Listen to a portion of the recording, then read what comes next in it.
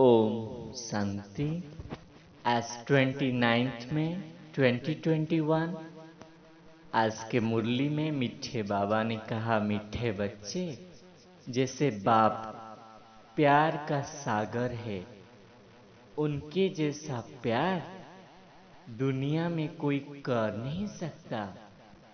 ऐसे तुम बच्चे भी बाप समान बनो।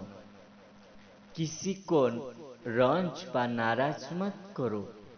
सबको सुख दो तो सुखी होंगे।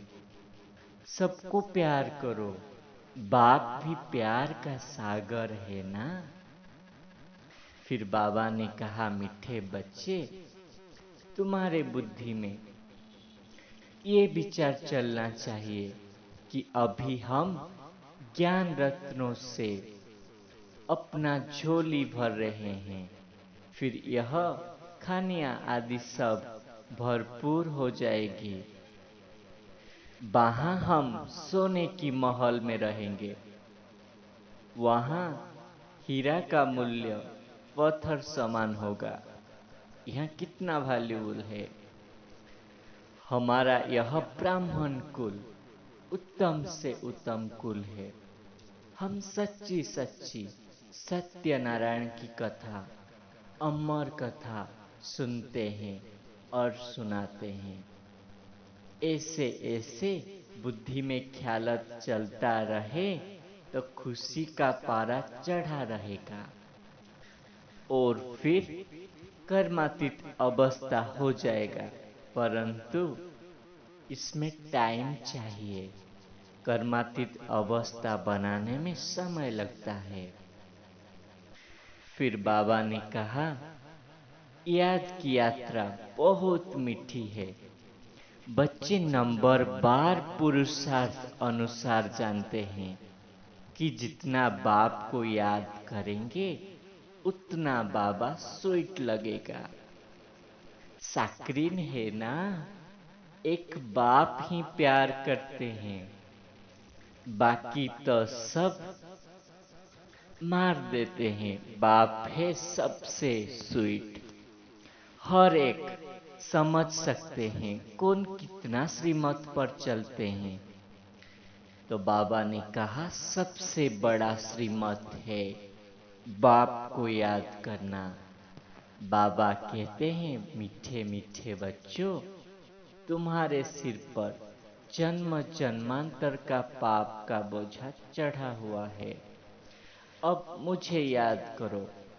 तुमने जन्म जन्मांतर कृपा आशीर्वाद मांगते रहे।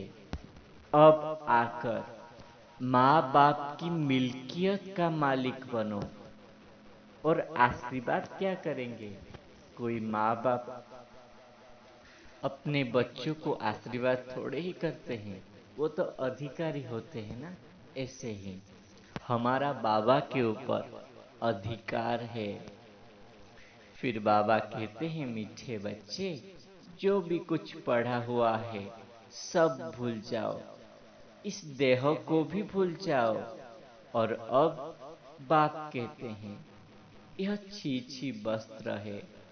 आत्मा और शरीर दोनों ही पतित है।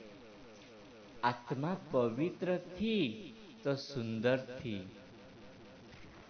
अब फिर काम चिता पर बैठने से काला बन गए हैं। और फिर ज्ञान चिता पर बैठो।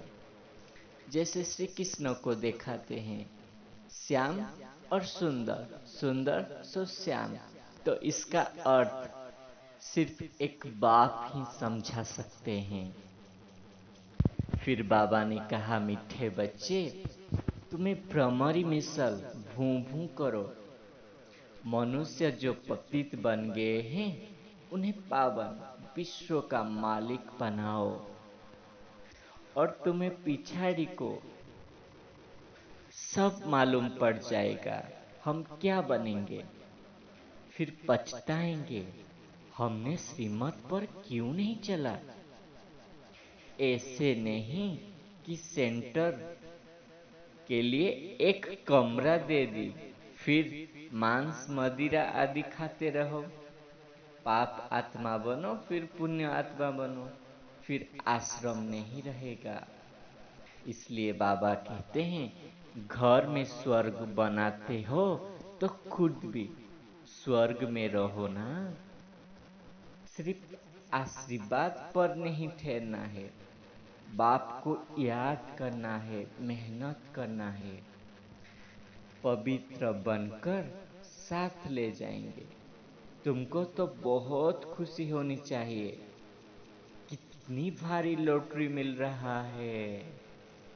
फिर बाबा ने वरदान में कहा, मीठे बच्चे संपूर्ण मूर्त कैसे बनेंगे?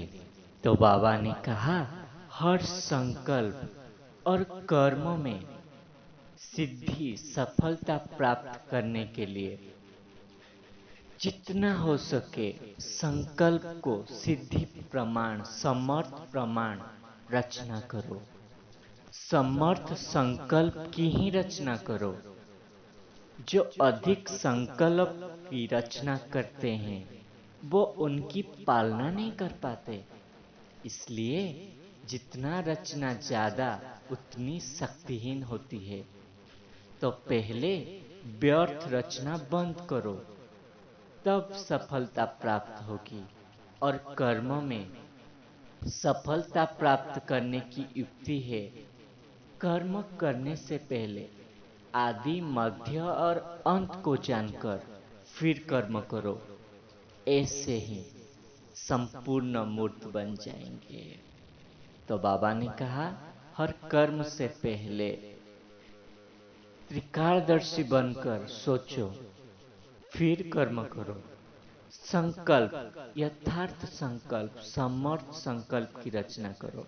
क्योंकि दुनिया में भी जो ज्यादा पाल रचना करते हैं वो अच्छी तरह से पालना नहीं कर पाते हैं ना। जितना कम रचना उतना अच्छा पालना होता है, सही पालना होता है।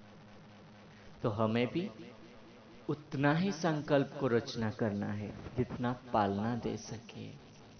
फिर बाबा ने स्लोगन में कहा, समय पर दुख और धोखे से बचकर सफल होने वाले ही ज्ञानी है। तो बाबा ने कहा, समझदार वो है जो समय पर ही दुख और धोखे से बच सकते हैं। अच्छा, ओम शांति।